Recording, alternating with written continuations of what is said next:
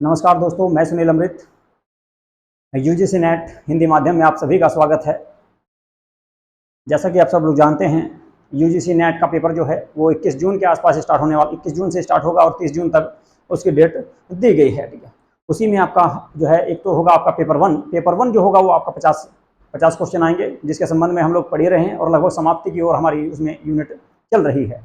इसके अलावा अगर मैं बात करूँ पेपर सेकंड की, तो पेपर सेकंड में हम लोग आपको केवल इतिहास के बारे में पढ़ा रहे हैं। इतिहास और इतिहास के जो पिछले सालों के क्वेश्चन हैं PYQ वही करने का प्रयास कर रहे हैं, क्योंकि एग्जाम में उतना समय नहीं है। ठीक है, तो उससे पहले पहले आपका जितना भी होगा पोर्शन हिस्ट्री वाला, उसमें हम लोग आप लोगों को कराने का प्रयास कर रहे हैं। डेली 25 से 30 क्वेश्चन मैं आपके सामने लेकर आता हूँ और डिटेल से उनको बताता हूँ। तो उम्मीद है कि आपका अभी लगभग 1 माह के आसपास है आपका एग्जाम में, तो लगभग ये मान लो कि आपको जो है प्राचीन भारत और मध्यकालीन भारत तो कंप्लीट हो ही जाएगा। आधुनिक का देखते हैं कितना होगा उसमें। ठीक है, तो यहाँ तक होने की संभावना है पूरी। ठीक है, तो चलिए करते हैं आज की क्लास को स्टार्ट। और जिन बच्चों ने हमारे यूट्यूब चैनल को सब्सक्राइब नहीं किया है तो प्लीज़ वे हमारे यूट्यूब चैनल को सब्सक्राइब अवश्य कर लें और वह वीडियो को लाइक तथा शेयर जरूर कर दिया करो। ठीक है, रही बात PDF की, PDF मैंने आप लोगों को बताया था कि संसार अकेडमी के नाम से हमारा टेलीग्राम चैनल है, SANSAR, संसार अकेडमी के नाम से हमारा टेलीग्राम चैनल है। यहाँ से आपको PDF मिल जाएगी। ठीक है, चलिए तो देखते हैं निम्नांकित में से कौन सा राज्य 16 महाजनपदों में से शामिल नहीं था। 16 महाजनपदों में कौन सा राज्य शामिल नहीं था? देखो भाई, 16 महाजनपद में बात करें कंधार की, तो कंधार भी शामिल था, कांधार भी शामिल था। इसके अलावा असमक भी शामिल था दक्षिण भारत में। कांधार की बात करें तो पाकिस्तान में था। कंबोज की बात करें पाकिस्तान अफगानिस्तान के बॉर्डर पे था। इसके बाद बात करें कलिंग की, ये नहीं था इसमें शामिल। ठीक है, कलिंग इसमें शामिल नहीं था। कलिंग की राजधानी की अगर मैं बात करूं, कलिंग पर जो आक्रमण किया वो अशोक के द्वारा किया गया था। अशोक के द्वारा कलिंग पर आक्रमण किया कब? अपने शासनकाल के 8वें वर्ष। अपने शासनकाल के 8वें वर्ष कलिंग पर अशोक ने आक्रमण किया। अशोक जो है उस समय कलिंग का अगर बात करें तो कसें जो है कलिंग की जो राजधानी की बात करें, राजधानी क्या थी भाई? कई बार एग्जाम में पूछ लिया कि कलिंग की राजधानी क्या थी, तो कलिंग की राजधानी थी आपकी क्या? तोसली। तोसली तोसली जो है वो कलिंग की राजधानी थी। और यहाँ के राजा कौन थे? यहाँ के राजा थे भाई नंदराज। नंदराज नंदराज यहाँ के राजा थे। ठीक है, और जो आक्रमण हुआ था कलिंग का, जो युद्ध हुआ वो हाथियों की प्राप्ति के लिए हुआ था। तो सही आंसर होगा क्या आपका? इसमें बी आंसर सही हो जाएगा। ठीक है, चलिए जी क्वेश्चन नंबर 2 पर चलते हैं। अगला क्वेश्चन देखते हैं क्या है भाई। अगला क्वेश्चन है आप लोगों के सामने, निम्नांकित में से कौन सा दर्शन जैन दर्शन से साम्यता रखता है? यानी कुल मिलाकर जैन दर्शन के समान कौन सा दर्शन है? कौन सा वो दर्शन है जो जैन दर्शन के समान माना जाता है या जैन धर्म के समान माना जाता है? वो है भाई आपका कौन सा? सांख्य दर्शन। सांख्य दर्शन जो है जैन दर्शन के समान माना जाता है। सांख्य दर्शन जो है वो जैन दर्शन के समान माना जाता है। ठीक है भाई, चलिए जी आगे चलें। चलो जी, इसके बाद अगले क्वेश्चन की बात करते हैं। अगला जो क्वेश्चन है आप लोगों के सामने वो है कौन सा? आपका क्वेश्चन नंबर 3। ठीक है, चतुर्थ बौद्ध संगति की अध्यक्षता किसके द्वारा की गई थी? देखो भाई, चौथी बौद्ध संगति जो हुई वो हुई आपकी कहां पर? वो हुई कहां पर? आपकी कुंडलवन कश्मीर में। ठीक है, कहां पर हो गई? कुंडलवन। ठीक है, कुंडलवन में हुई। कुंडलवन कहां पे पड़ता है? कश्मीर में पड़ता है। तो कुंडलवन में आपकी चौथी बौद्ध बैठक हुई। इस समय राजा कौन थे? तो इस समय राजा थे भाई आपके कनिष्क। तो कनिष्क के मार्गदर्शन में यह, ठीक है, या शासनकाल में यह बौद्ध बैठक हुई। ठीक है, कहां पर? कुंडलवन कश्मीर में। बात करें अध्यक्ष की, तो अध्यक्ष थे इसके वसुमित्र। सही आंसर होगा इसका सी, वसुमित्र। वसुमित्र के द्वारा अध्यक्षता की गई थी। उपाध्यक्ष की बात करें तो अशोक घोष इस बैठक के उपाध्यक्ष थे और अशोक घोष के द्वारा ही पुस्तक लिखी गई जिसे का नाम था बुद्धचरित। बुद्धचरित बुद्धचरित बुद्धचरित को बौद्धों का रामायण कहा जाता है। बौद्धों का रामायण कहा जाता है। ठीक है, इसके अलावा और अगर इस बैठक के बारे में बात करें, इस बैठक में क्या हुआ? बौद्ध धर्म का विभाजन हो गया। हीनयान और महायान के रूप में बौद्ध धर्म का इस बैठक में विभाजन हुआ था। ठीक है, विभाजन हुआ था। इसके बाद पहली बैठक की बात करें बौद्ध धर्म की, तो उसकी अध्यक्षता किसके द्वारा की गई थी? महाकश्यप के द्वारा की गई थी। इसके अलावा मोगलीपुत्तिस की अगर मैं बात करूं तो इस बैठक जो है इन्होंने अध्यक्षता की थी कौन सी की? तीसरी बैठक की। तीसरी बैठक की अध्यक्षता इनके द्वारा की गई थी, जो अशोक के समय, अशोक के शासनकाल में पाटलिपुत्र में हुई। पहली बैठक अजातशत्रु के समय हुई थी। कहां पर? पहली बैठक अजातशत्रु के समय हुई कहां पर भाई? ये हुई थी आपकी राजगृह में। राजगृह में भी कहां पर? सप्तकर्णी गुफा के अंदर इस बैठक का आयोजन किया गया था। ठीक है भाई, तो सही आंसर होगा कौन सा? आपका सी आंसर सही हो जाएगा। वसुमित्र इस बैठक के अध्यक्ष थे, अशोक घोष उपाध्यक्ष थे। बात करेंगे आजीवक संप्रदाय का संस्थापक कौन थे? आजीवक संप्रदाय का संस्थापक कौन थे? तो आजीवक संप्रदाय जो था ये एक भाग्यवादी धर्म था। भाग्यवादी संप्रदाय था और इसको मानने वाला सबसे प्रमुख शासक जो था वो था बिंदुसार। बिंदुसार आपका चंद्रगुप्त मौर्य का पुत्र था। इसके अलावा अशोक का पिता था, ठीक है। और मखली गोसाल के द्वारा इस धर्म की स्थापना की गई थी। मखली गोसाल के द्वारा इस धर्म की स्थापना की गई थी। मखली गोसाल के अगर जन्म की बात करें तो इसका जन्म जो है आपका कहां पर हुआ, श्रावस्ती में इनका जन्म हुआ था भाई, ठीक है। चलिए जी अगले क्वेश्चन की बात करते हैं।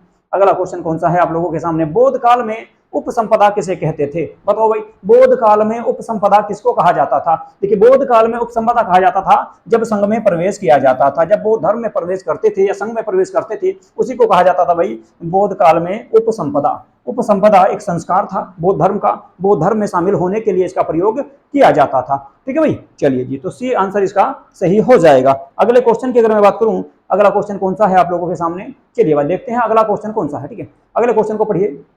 अगला क्वेश्चन आप लोगों के सामने है, वसुमित्र एवं नागार्जुन किस शासक के दरबार से संबंधित थे? यानी कि किसके दरबार में रहा करते थे? वसुमित्र की अगर बात करें, वसुमित्र और कौन, वसुमित्र और नागार्जुन किसके शासनकाल में रहा करते थे या किसके दरबार में रहा करते थे? तो भाई देखो वसुमित्र के द्वारा अध्यक्षता की गई थी किसकी, बौद्ध बैठक की।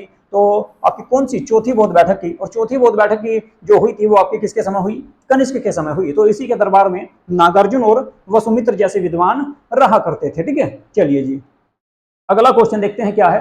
अगला क्वेश्चन आप लोगों के सामने आया है कौन सा भाई, कोल्लम संवत का प्रारंभ किस दार्शनिक के सुधारों के समय से माना जाता है? कोल्लम संवत का प्रारंभ किस दार्शनिक के सुधारों के समय से माना जाता है? रामानुजाचार्य, कबीर या वल्लभाचार्य या फिर डी में दिया गया आपका कौन सा, शंकराचार्य। तो बताना है आपको कौन सा आंसर सही होगा। देखो भाई कोल्लम जो संवत है उसकी जो शुरुआत मानी जाती है दक्षिण भारत में केरल से मानी जाती है, दक्षिण भारत में केरल से मानी जाती है। और कब से, 825 बीसी के आसपास, 825 ईस्वी, 825 ईस्वी की बात है, 825 एडी कह सकते हैं भाई, ठीक है, 825 एडी कह सकते हैं, ठीक है। उसके आसपास इसकी शुरुआत मानी जाती है, 825 ईस्वी के आसपास इसकी शुरुआत मानी जाती है। और भाई शंकराचार्य के द्वारा, आदि शंकराचार्य इनका पूरा नाम है, शंकराचार्य के द्वारा इसकी शुरुआत की गई, शंकराचार्य के द्वारा इसकी शुरुआत की गई थी भाई, ठीक है। तो डी आंसर आपका सही हो जाएगा, ठीक है, डी आंसर आपका सही हो जाएगा। अगला क्वेश्चन देखते हैं कौन सा है आप लोगों के सामने, जैन धर्म का प्रथम तीर्थंकर कौन थे? सभी जानते होंगे, बहुत आसान सा क्वेश्चन है। जैन धर्म के प्रथम तीर्थंकर, ठीक है, ऋषभदेव या आदिनाथ थे, ऋषभदेव या आदिनाथ थे। इन्हीं के पुत्र का नाम आपका क्या था, भरत था। और एक दूसरे पुत्र थे इनके जिनका नाम था गोमतेश्वर। गोमतेश्वर को ही बाहुबली के नाम से जाना जाता है, गोमतेश्वर को ही बाहुबली के नाम से जाना जाता है। और उनके प्रतीक चिन्ह की अगर मैं बात करूं तो बैल इनका प्रतीक चिन्ह था, बैल इनका प्रतीक चिन्ह था, या वर्षभ भी उसको कह सकते हैं भाई, वर्षभ भी उसको कहा जा सकता है। पार्श्वनाथ की अगर बात करें तो ये 23वें तीर्थंकर थे। और महावीर स्वामी के बारे में तो आप जानते होंगे, ये आपके 24वें तीर्थंकर थे, ठीक है। चलिए जी अगले क्वेश्चन पे चलते हैं। अगला क्वेश्चन देखते हैं क्या भाई, अगला क्वेश्चन है, तीसरी बौद्ध महासभा किसके सभापतित्व में जो है हुई थी? अभी मैंने आपको बताया था कि तीसरी जो बौद्ध बैठक हुई उस समय राजा कौन थे? तो राजा थे कौन भाई, अशोक, ठीक है। उस समय राजा कौन थे, अशोक थे। लेकिन अध्यक्षता किसके द्वारा की गई? और पाटलिपुत्र में ये बैठक, पाटलिपुत्र में ये तीसरी बैठक हुई थी, पाटलिपुत्र यानी कि पटना में ये तीसरी बैठक हुई थी। अध्यक्षता किसके द्वारा की गई? अध्यक्षता की गई थी भाई मोगलीपुत्तिस के द्वारा, मोगलीपुत्तिस के द्वारा की गई थी। राजा की बात करें कौन थे भाई, अशोक थे, उस समय अशोक थे, ठीक है। बात करें कनिष्क की, इनके समय चौथी बौद्ध बैठक हुई, अशोक घोष जो है चौथी बौद्ध बैठक के उपाध्यक्ष थे, ठीक है। चलिए जिससे आंसर सही हो जाएगा। अगला क्वेश्चन की बात करते हैं भाई। अगला क्वेश्चन आप लोगों के सामने है, 23वें जैन तीर्थंकर निम्न में से किस स्थान से संबंधित है? यानी कि जो 23वें तीर्थंकर थे जिनका नाम था भाई क्या, पार्श्वनाथ की पूछ रहा है भाई, इनका जन्म कहां पर हुआ था? पार्श्वनाथ का जन्म कहां पर हुआ था? देखो इनके बारे में बात करें तो इनका जन्म हुआ भाई काशी में, इनका जन्म हुआ काशी में। पिता का नाम अशोकसेन था, काशी के महाराजा थे। और इनको अगर ज्ञान प्राप्ति की बात करें तो 30 वर्ष की आयु में ज्ञान प्राप्ति हुई। कहां पर? सम्मेद पर्वत पर, सम्मेद पर्वत कहां पर भाई? वर्तमान झारखंड में है, पहले बिहार में हुआ करता था। और काशी को ही वाराणसी कहा जाता है, ठीक है। तो सही आंसर हो जाएगा आपका डी, सही आंसर हो जाएगा क्या भाई, डी सही आंसर हो जाएगा। अगले क्वेश्चन पे चलते हैं। अगला क्वेश्चन आप लोगों के सामने आ चुका है, देखो भाई पढ़ो इसको। 6वीं शताब्दी ईसा पूर्व में कौन सा जनपद का गणतंत्रवादी राज्य था? यानी कि कुल मिलाकर जो है विश्व का सबसे पहला गणतंत्र किसको माना गया? मैंने कई बार बताया है आपको, इससे पहले क्वेश्चनों में भी कई बार इस तरह के क्वेश्चन आपको देखने को मिले हैं, ठीक है। कौन सा था भाई? वज्जी 8 जनपदों का समूह था, 8 जनपदों का समूह था, 8 जनपदों का समूह था। यानी कि एक ये गणतंत्र था। और यहाँ पर राजा का जो चुनाव होता था वो जनमत के माध्यम से होता था, जनमत के माध्यम से राजा का चुनाव किया जाता था, ठीक है भाई। आगे बात समझे। चलो जी, तो सही आंसर हो जाएगा कौन सा, वज्जी। वज्जी बिहार में था। अंक की बात करें तो ये भी बिहार में था। राजधानी क्या थी भाई, अंकी, चंपा थी। इसके अलावा कौशल उत्तर प्रदेश में था, श्रावस्ती राजधानी थी। और मगध साम्राज्य के बारे में तो आप जानते हैं, पाटलिपुत्र या राजगृह इसकी शुरुआत में राजधानी थी। अगले क्वेश्चन की बात करते हैं। अगला क्वेश्चन आप लोगों के सामने कौन सा है। अगले क्वेश्चन की अगर बात करूं, 16 महाजनपदों की सूची निम्नलिखित में से किसमें उपलब्ध है, कौन से ग्रंथ में 16 महाजनपदों की जानकारी प्राप्त होती है। मैंने आपको बताया था कि 16 महाजनपदों की जानकारी के लिए हमको दो स्रोत प्रमुख हैं, दो स्रोत प्रमुख होते हैं, एक है अंगुत्तर निकाय और एक है भगवती सूत्र। भगवती सूत्र जैन धर्म का है, अंगुत्तर निकाय की बात करें तो बौद्ध धर्म का है। ठीक है, तो अंगुत्तर निकाय से आपके 16 महाजनपदों की जानकारी प्राप्त होती है। इसके अलावा ये कौन से धर्म से संबंधित है भाई, अंगुत्तर बौद्ध धर्म से संबंधित है। ये बौद्ध ग्रंथ है, बौद्ध धर्म का ग्रंथ है, बौद्ध धर्म से संबंधित है। इसके अलावा भगवती सूत्र की बात करूं तो वो जैन धर्म से संबंधित है, वो जैन धर्म से संबंधित है। ठीक है भाई, चलिए जी अगले क्वेश्चन की बात करते हैं। अगला जो क्वेश्चन है बहुत आसान है आप लोगों के सामने। गंगा घाटी में कितने महाजनपद स्थित थे, गंगा घाटी में कितने महाजनपद थे, बताओ भाई, गंगा घाटी में कितने महाजनपद थे और कौन कौन से थे ये भी बताना, कौन कौन से थे ये भी बताने भाई। ठीक है, कौन कौन से थे ये भी बताना, कमेंट में बताओ भाई। मैंने आपको सारे बता रखे हैं, सारे बता रखे हैं कि गंगा घाटी वाला जो क्षेत्र था उसमें कितने महाजनपद थे। देखिए गंगा घाटी वाले क्षेत्र में 10 महाजनपद थे, 10 महाजनपद हुआ करते थे। कौन कौन से भाई, नंबर 1 लिख सकते हो आप मगध, मगध। मगध के अलावा नंबर 2 पर लिख सकते हो आप अंग, अंग। यानी कि कुल मिलाकर कह सकते हैं बिहार के जो तीनों जनपद थे, बिहार के, ठीक है, अंग, वज्जी और आपका मगध। ठीक है, ये तीनों के तीनों आपके कहां थे भाई, ये आपके कहां थे, गंगा घाटी में थे। ठीक है, वज्जी, वज्जी भी आपका कहां था, गंगा घाटी में, गंगा नदी के उत्तर वाले क्षेत्र में ये स्थित था। इसके अलावा बात करें उत्तर प्रदेश में, काशी, वत्स, नंबर 4 पर लिख सकते हैं कौन सा, काशी। काशी के अलावा एक था वत्स, वह अधस तैस वत्स, नंबर 5 पर। ठीक है, नंबर 6, नंबर 6 पर बता हुआ कौन सा था, काशी के अलावा वत्स था, कौशल मल, कौशल मल और चेदी। ठीक है, कौशल, कौशल के अलावा मल, मैं अधल है मल। इसके अलावा नंबर 8 पर चेदी, चेदी ये भी आपका गंगा घाटी में ही स्थित था, उत्तर प्रदेश में। ठीक है, इसके अलावा पांचाल और कुरु ये वाला क्षेत्र भी इसी में रहेगा। नंबर 9 पर लिख सकते हो पांचाल, पांचाल, पांचाल वाला क्षेत्र आ जाएगा। इसके अलावा नंबर 10 पर लिख सकते हो भाई कुरु, कुरु जिसकी राजधानी इंद्रप्रस्थ हुआ करती थी, जो आज के टाइम में दिल्ली एनसीआर वाला क्षेत्र है उसी को कुरु कहा जाता था। तो कुल मिलाकर ये 10 महाजनपद ऐसे थे, महाजनपद ऐसे थे जो आपके कहां पर थे भाई, गंगा घाटी क्षेत्र में, गंगा घाटी क्षेत्र में स्थित थे। तो कुल मिलाकर 10 इसका सही आंसर आ जाएगा। ठीक है, ये क्वेश्चन आया है कहां, आपका यूपीपीसीएस प्री आपका 2010 में हुआ। इसके अलावा आपका एनवीएस और पीजीटी का जो 2019 में एग्जाम हुआ था उसमें क्वेश्चन आपको देखने को मिला है। इसके बाद अगले क्वेश्चन पे चलते हैं। अगले क्वेश्चन की बात करें तो कौन सा है, निम्नलिखित में से कौन सा महाजनपद गोदावरी नदी के तट पर स्थित था। आप सभी को पता है अस्मक जो था आपका दक्षिण भारत में एकमात्र महाजनपद था, अस्मक दक्षिण भारत में एकमात्र जो महाजनपद था जो गोदावरी नदी के किनारे स्थित था। कहां पर भाई, गोदावरी नदी के किनारे स्थित था। चलिए जी अगले क्वेश्चन की बात करते हैं। माहिष्मती शहर किस महाजनपद में स्थित था। माहिष्मती को ही अभी फिलहाल, माहिष्मती को ही अभी फिलहाल क्या कहते हैं, माहेश्वर के नाम से जाना जाता है। मध्य प्रदेश में स्थित है। और आप सब जानते हैं मध्य प्रदेश में ये तो आपका कहां था भाई, कर्नाटक वाले क्षेत्र में। मत्स्य की बात करें राजस्थान में क्षेत्र था, विराटनगर इसकी राजधानी हुआ करती थी। वत्स उत्तर प्रदेश में था। तो रह गया कौन सा, अवंती। अवंती की राजधानी उज्जैन या माहिष्मती हुआ करती थी। तो सी आंसर आपका सही हो जाएगा, सी आंसर आपका सही इसमें हो जाएगा। ठीक है भाई, आगे चलूं। चलिए जी अगला क्वेश्चन देखते हैं। दूसरी बौद्ध समिति किसके शासनकाल में हुई, राजा कौन थे। भाई देखो दूसरी बौद्ध, देखो पहली बौद्ध बैठक हुई किसके समय, अजातशत्रु के समय। कहां पर, राजगृह में। ठीक है, दूसरी बौद्ध बैठक हुई कहां पर, वैशाली में, कालाशोक के समय। तीसरी बौद्ध बैठक कहां पर हो गई, अशोक के समय। और चौथी बौद्ध बैठक हुई किसके समय, आपकी कनिष्क के समय। ठीक है, ये इनका क्रम है। तो दूसरी वाली में राजा कौन थे, कालाशोक। तो भाई आंसर लगा दो सही सी। ठीक है, तो सी आंसर आपका सही हो जाएगा। ठीक है, आगे बात समझ में, यहाँ तक तो कोई दिक्कत नहीं, कोई भी दिक्कत हो तो बता दिया करो भाई। ठीक है, आप लोगों को बताया मैंने कि आपका जो है, ठीक है, बहुत सारे बच्चों का अभी भी कमेंट आ रहा है। ठीक है, हर वीडियो में बता रहा हूँ भाई, आपको बार बार बता रहा हूँ कि आपको जो पीडीएफ जो प्राप्त होगी वो संसार अकेडमी, ठीक है, SANSAR संसार अकेडमी, ACADEMY संसार अकेडमी के नाम से आपको हमारा टेलीग्राम चैनल है, उसको ज्वाइन कर सकते हैं आप। और यहाँ पर आपको जो है हिस्ट्री की भी और आपके पेपर 1 की भी सारी पीडीएफ आपको यहाँ से प्राप्त हो जाएगी। ठीक है भाई, चलो जी, तो सी आंसर आपका सही हो जाएगा। अगले क्वेश्चन को देखते हैं कौन सा है। अगला क्वेश्चन देखो भाई, क्वेश्चन नंबर कौन से पे आगे, क्वेश्चन नंबर आगे भाई हम 18 पर, 17 पर। ठीक है, बुद्ध का क्या अर्थ था, बुद्ध का अर्थ क्या है, बुद्ध का अर्थ क्या है, बताना भाई बुद्ध का अर्थ क्या होता है। देखो बुद्ध का अर्थ होता है प्रतिभा, प्रतिभा, प्रतिभा। बुद्ध का अर्थ होता है क्या, प्रतिभा। बुद्ध का अर्थ होता है क्या, प्रतिभा। ठीक है, या बुद्ध यह है, ठीक है। बुद्ध का जो अर्थ होगा वो होगा प्रतिभा, यानी कि एक तरह से ज्ञान, ठीक है, ज्ञान या प्रतिभा कह सकते हैं, ठीक है, प्रतिभा या ज्ञान, ठीक है। क्योंकि बोधि जो शब्द है, बोधि शब्द का अर्थ होता है ज्ञान या बौद्धिक, ठीक है, या नैतिक पूर्णता की एक आदर्श व्यक्ति, ठीक है। यानी कुल मिलाकर एक ऐसा व्यक्ति जिसको संपूर्ण ज्ञान प्राप्त हो, संपूर्ण ज्ञान प्राप्त हो, उसी को क्या कहा गया, बुद्ध कहा गया, बुद्ध कहा गया, यानी कि प्रतिभा इसका सही आंसर हो जाएगा, ठीक है। बात करें गौतम बुद्ध की, गौतम बुद्ध की अगर मैं बात करूं तो जन्म कहां पर हुआ, नेपाल के लुम्बिनी में, ठीक है, कपिलवस्तु नामक स्थान पर इनका जन्म हुआ था। पिता का नाम क्या था भाई, पिता का नाम क्या था, सुदोधन, माता का नाम महामाया, और सौतेली माता का नाम प्रजापति गौतमी, पत्नी का नाम यशोधरा, या उसी को गोपा भी कहा गया, उसी को गोपा भी कहा गया, ठीक है, उसी को बिंबा भी कहा गया, ठीक है, उसी को बिंबा भी कहा गया, ठीक है। पिछले क्वेश्चनों में मैंने आपको बताया था। इसके अलावा ज्ञान प्राप्ति कहां पर हुई, फल्गु या जो है निरंजना नदी के किनारे इनको ज्ञान की प्राप्ति हुई थी, पीपल वृक्ष के नीचे, ठीक है, पीपल वृक्ष के नीचे इनको महाज्ञान की प्राप्ति हुई थी वैशाख पूर्णिमा के दिन,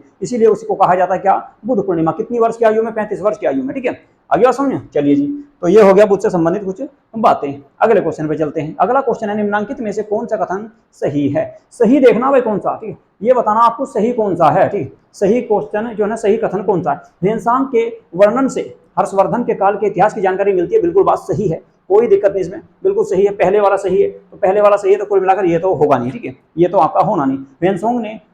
ह्वेनसांग ने नालंदा बौद्ध विहार में अध्ययन किया था, ये बात भी बिल्कुल सही है। तो दूसरा कथन भी सही है, दूसरा इसमें नहीं है, इसको भी हटा दो भाई, ठीक है, इसको भी हटा दो, रह गए दो, ठीक है। फाहियान ने भारत की यात्रा हर्षवर्धन, फाहियान ने की थी भाई चंद्रगुप्त मौर्य के समय, चंद्रगुप्त विक्रमादित्य के समय, गुप्त काल में चंद्रगुप्त विक्रमादित्य के समय की थी भाई। तो आपका थर्ड गलत आ जाएगा। थर्ड कौन से में, इसमें है भाई, हटा दो, तो रहेगा कौन सा, ए है। इस तरह लगाते हैं भाई आंसर, ठीक है, इसी तरह से आंसर करते हैं। ओहो, तो ऊपर ही है जब से, चलो भाई नीचे हट जा। चलो जी अगला क्वेश्चन देख लो भाई, गर्मी बहुत हो रही है यार। आदि शंकराचार्य के विषय में निम्नलिखित में से कौन से कथन सही नहीं है, गलत देखना भाई इसमें, ठीक है।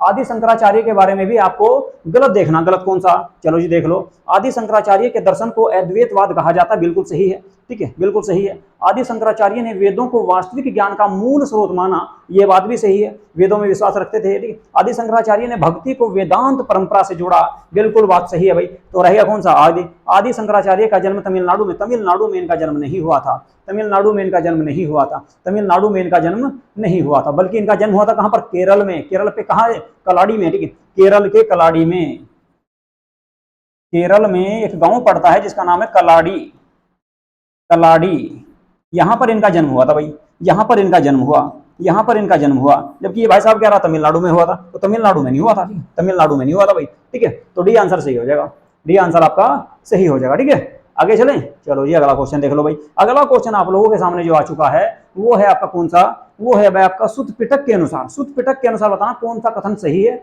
और कौन सा गलत है, ठीक है, कौन सा सही है और कौन सा गलत है, ठीक है। किसके अनुसार भाई, सुत्त पिटक के अनुसार बताना, सुत्त पिटक के अनुसार बताना। चलो जी देख लो भाई कौन सा सही है। जगत नश्वर तथा सतत, यानी कि लगातार परिवर्तनशील है, बिल्कुल सही है। यह भाव शून्य भी है, यह भाव शून्य भी है, और इसमें कुछ भी स्थायी या शाश्वत नहीं है, बिल्कुल सही है भाई। पहला कथन बिल्कुल सही है। दूसरा क्या है, कठोर तपस्या तथा आत्म संलग्नता के बीच सामंजस्य के पथ के का अनुसरण करते हुए मनुष्य लौकिक दुखों से पार पा सकता है, ये बात भी बिल्कुल सही है, ये बात भी बिल्कुल सही है। लेकिन भाई दोनों मेल नहीं खाते आपस में, ठीक है, दोनों मेल नहीं खा रहे, दोनों मेल नहीं खा रहे। तो कुल मिलाकर कौन सा रहेगा, यानी कि ए और आर दोनों सही है, लेकिन आर ए का सही स्पष्टीकरण नहीं है या व्याख्या नहीं करता। कौन से में भाई, देखो ए में भाई, ठीक है, ए में ए आर दोनों सही है, किंतु आर ए की सही व्याख्या नहीं करता। तो कुल मिलाकर ए आंसर आपका सही हो जाएगा, ठीक है, ए आंसर आपका सही हो जाएगा। आगे चलें है भाई, चलो जी अगला क्वेश्चन देख लो कौन सा भाई आपके सामने। अगला क्वेश्चन आ गया, बौद्ध मत तथा जैन मत के संदर्भ में, बौद्ध मत तथा जैन मत के संदर्भ में निम्नांकित में से कौन सा कथन सही नहीं है, कौन सा कथन सही नहीं है। कुल मिलाकर गलत कथन देखना भाई, इसमें भी गलत कथन देखना है, ठीक, गलत कथन देखना। गलत देखो भाई, जातीय व्यवस्था के संबंध में दोनों का एक ही दृष्टिकोण था, दोनों मानते थे जातीय व्यवस्था को, ठीक है।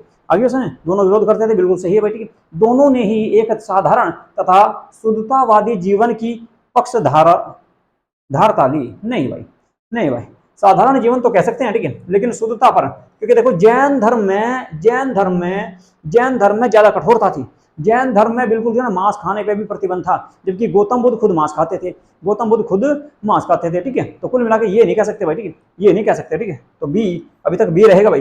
गौतम बुद्ध तथा महावीर स्वामी दोनों ही जन्म से क्षत्रिय थे, ये बात भी बिल्कुल सही है। दोनों ही क्षत्रिय थे, दोनों ही अहिंसा में विश्वास करते थे, बिल्कुल सही है, यानी कि हिंसा नहीं करनी। तो कुल मिलाकर बी आंसर हो जाएगा भाई, बी आंसर हो जाएगा, बी आंसर इसका सही हो जाएगा, ठीक है। आगे और समझ, आगे चलूं है भाई, क्योंकि देखो बौद्ध धर्म जो था नहीं, बौद्ध धर्म मध्यम मार्गीय था, मध्यम मार्गीय, ठीक है, मध्यम मार्गीय, ठीक है, मध्यम मार्गीय था। जबकि जैन धर्म में बहुत कठोरता थी, ठीक है, आप जो है ना कृषि नहीं कर सकते, ठीक है, आप जो है ना सेना में शामिल नहीं हो सकते, बहुत सारी चीजें थी उसमें, ठीक है, बहुत सारी चीजें थी। जैन धर्म जो है ना बहुत ज्यादा कठिन था, तो जो ना दोनों को समान नहीं कह सकते भाई, ठीक है, इसमें समान नहीं कह सकते। चलो जी आगे चलते हैं, अगला क्वेश्चन देखते हैं भाई क्या है। अगला क्वेश्चन आप लोगों के सामने आ गया जी, गौतम बुद्ध से संबंधित है भाई, गौतम बुद्ध से संबंधित है। बहुत बढ़िया क्वेश्चन है, ठीक है, बहुत बढ़िया क्वेश्चन है भाई। बताओ इसका कौन सा आंसर सही होगा। देखो भाई, देखो भाई, गौतम बुद्ध का जन्म, ठीक है, कमल से संबंधित है, ठीक है, कमल से संबंधित है, बिल्कुल बात सही है, ठीक है। इसके अलावा प्रथम उपदेश कहां से दिया, सारनाथ में धर्म चक्र परिवर्तन, बिल्कुल सही भाई। महापरिनिर्वाण, सॉरी महापरित्याग, निर्वाण तो हो गया बोधि वृक्ष, और महापरित्याग कह रहा है, ठीक है, महापरित्याग का मतलब ग्रह त्याग, ग्रह त्याग या महाभिनिष्कर्मण, महाभिनिष्कर्मण, महाभिनिष्कर्मण किससे संबंधित होगा, घोड़े से, क्योंकि घोड़े पे चढ़ के छोड़ा था भाई घर, घोड़े पे आया था घर को छोड़ के, ग्रह त्याग जो किया था घोड़े से किया था। तो कुल मिलाकर ए का 1, बी का 2, सी का 4, ए का 1, बी का 2, सी का 4 और डी का 3rd, तो बी आंसर हो जाएगा भाई, बी आंसर इसका सही हो जाएगा, देख लो भाई, ठीक है। चले आगे, चलो जी अगला क्वेश्चन देख लो। अगला क्वेश्चन, निम्नांकित में से कौन सा बौद्ध धर्म के विस्तार का प्रथम मूर्त साक्ष्य माना जाता है। मूर्त मतलब जीवित, मूर्त मतलब जीवित साक्ष्य माना जाता है। मूर्त साक्ष्य कौन सा माना जाता है, मूर्त साक्ष्य कौन सा माना जाता है, किसका, निम्नांकित में से कौन सा बौद्ध धर्म के विस्तार का, बौद्ध धर्म के विस्तार का, विस्तार मतलब प्रचार प्रसार का। देखो भाई, बुद्ध की मूर्ति से प्रचार प्रसार नहीं हुआ, महाभिभाषा से नहीं हुआ, अशोक के शिलालेखों से सबसे ज्यादा प्रचार हुआ बौद्ध धर्म का। बौद्ध धर्म का जो सबसे ज्यादा प्रचार प्रसार हुआ है वो अशोक के जो 14 शिलालेख मिले हैं उनसे हुआ भाई, स्तंभ लेखों से, शिलालेखों से, ठीक है। तो बी आंसर होना चाहिए, बी आंसर होना चाहिए, है बी आंसर ही सही है, ठीक है। आगे बात समझ में, चलो भाई अगले क्वेश्चन को देख लो क्या होगा। अगले क्वेश्चन की अगर मैं बात करूं, आप लोगों के सामने आ गया, निम्नलिखित पर विचार करना, निम्नांकित पर विचार करना, कर लो भाई, विचार कर लो, ठीक है, विचार कर लो, क्या करोगे, ठीक है, निम्नांकित पर विचार करना होगा, ठीक है। चलो जी, निम्नांकित पर विचार करने से क्या जो ना कौन सा सही होगा, देखो नालंदा विश्वविद्यालय और विक्रमशिला विश्वविद्यालय दोनों पाल वंश के दौरान विकसित हुए, नालंदा भी और विक्रमशिला भी। बताओ भाई सही है क्या, बताओ भाई सही है क्या, नालंदा और विक्रमशिला एक साथ बने थे क्या, या पाल वंश के समय बने थे क्या। देखो नालंदा तो बना था किसके समय, गुप्त वंश के समय, किसने बनवाया, कुमार गुप्त ने, ठीक है। आगे बात समझिए, जबकि विक्रमशिला किसने बनवाया, धर्मपाल ने, पाल वंश के समय। तो ये तो सही है लेकिन ये सही नहीं, तो कुल मिलाकर पहला तो हो गया गलत, तो पहला तो गलत हो गया, यानी कि पहला इसमें भी है, तो ये भी कट और ये भी कट। आगे बात समझ में, आगे देख लो, नालंदा विश्वविद्यालय और विक्रमशिला विश्वविद्यालय दोनों खिलजी वंश द्वारा नष्ट किए गए, खिलजी के द्वारा नष्ट किए गए थे दोनों, ये कह रहा कि खिलजी के द्वारा दोनों के दोनों नष्ट किए गए थे, ठीक है, दोनों के दोनों खिलजी के द्वारा नष्ट किए गए थे। क्या बात सही है, बताओ, दोनों को जो है आपका किसने, बख्तियार खिलजी ने नष्ट किया था, क्या, ठीक है, बख्तियार खिलजी के द्वारा दोनों को नष्ट किया गया था, आपको ये बताना, ठीक है, बताओ गलत है या सही, ठीक है, ये सही है, ठीक है, ये सही है, ठीक है, क्योंकि जो ना 1208 के आसपास, 1208 के आसपास बंगाल में अभियान किया था किसने, बख्तियार खिलजी ने। बख्तियार खिलजी कौन था भाई, बख्तियार खिलजी, अरे खिलजी वंश नहीं, खिलजी वंश ने नष्ट नहीं किया था भाई, बख्तियार खिलजी था वो, ठीक है, वो बख्तियार खिलजी था, मोहम्मद गोरी का सेनापति। ये कह रहा खिलजी वंश, अलाउद्दीन खिलजी वाला है, तो ये तो गलत होना चाहिए भाई, दोनों गलत हो जाएंगे। दोनों को नष्ट किया था किसने, बख्तियार खिलजी ने, और बख्तियार खिलजी कुतुबुद्दीन ऐबक का सेनापति था, कुतुबुद्दीन ऐबक का सेनापति था, ठीक है। तो ऐसा कहा जा कि 1208 के आसपास ये आक्रमण हुआ था, ठीक है। अब क्या कह रहा भाई, विचार करें उक्त में से कौन सा कथन सत्य है। सत्य तो देखो भाई कौन सा है, कोई सा भी सत्य नहीं है। अगर खिलजी वंश मानोगे तो दूसरा सत्य आ जाएगा, देखो पहला तो बिल्कुल सत्य है नहीं, ठीक है, पाल वंश के दोनों पाल वंश के दौरान विकसित हुए थे, तो दोनों गलत है भाई। या तो आपका ये आ जाएगा, अगर ये कह रहा बख्तियार खिलजी को ही पूछ रहा है यहाँ से ये, ठीक है, तो भाई ये आंसर सही है। और अगर ये जो ना ये खिलजी वंश अलाउद्दीन खिलजी वाला पूछ रहा, तो फिर जो ना दोनों गलत है, फिर दोनों गलत है भाई, ठीक है। आगे बात समझ, अब देख लो भाई तुम्हारे हिसाब से कौन सा सही होगा, मैंने बता दिया तुम्हें बिल्कुल क्लियर, ठीक है। देखो बख्तियार खिलजी को अगर पूछ रहा तो आपका बी ऑप्शन सही रहेगा, ठीक है। और अगर ये कह रहा खिलजी वंश, जैसे दे रहा ना खिलजी वंश की स्थापना किसने की थी, जलालुद्दीन फिरोज खिलजी ने, उसके बाद अलाउद्दीन खिलजी आया उसमें, उसी के बाद कौन आया, मुबारक शाह खिलजी आया, ठीक है। तो 3 प्रमुख शासक थे, लेकिन वैसा उस खिलजी की अगर बात कर रहा तो दोनों गलत हैं, दोनों गलत हैं, फिर तो डी ऑप्शन सही हो जाएगा, ठीक है। चलो जी, समय छोड़ रहा तुम्हारे लिए, ऑप्शन ना आंसर दे दियो कौन सा सही है, ठीक है। चलो जी, मैंने दोनों बता दिया आपको। अगले क्वेश्चन की बात करते हैं। अगला क्वेश्चन है, जैन धर्म में एक पृथक संप्रदाय के रूप में श्वेतांबर की स्थापना में परिणित हुई।